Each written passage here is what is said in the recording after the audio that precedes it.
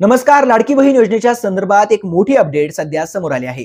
महाराष्ट्र सरकारनं नुकत्याच प्रकाशित केलेल्या जी.आर. मध्ये विधवा महिला, घटस्फोटित महिला किंवा वडील नसलेल्या महिलांनी त्यांची केवायसी कशा प्रकारे करायची आहे ते सांगितलं आहे. या व्हिडिओमध्ये मी तुम्हाला सविस्तर माहिती सांगणार आहे की कशा प्रकारे तुम्ही आता ही केवायसी करू शकणार आहात.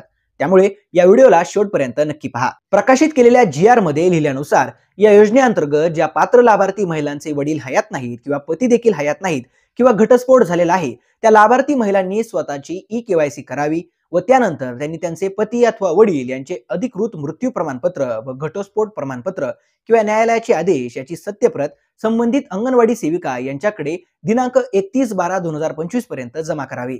याचा अर्थ लाडक्या बहिणींनी केवायसीच्या वेबसाईटवरती जाऊन त्यांचा आधार क्रमांक टाकून OTP सबमिट करायचा आहे.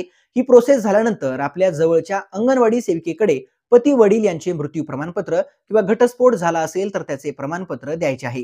यानंतरची पुढची प्रोसेस आहे ती अंगणवाडी सेविका करणार आहेत.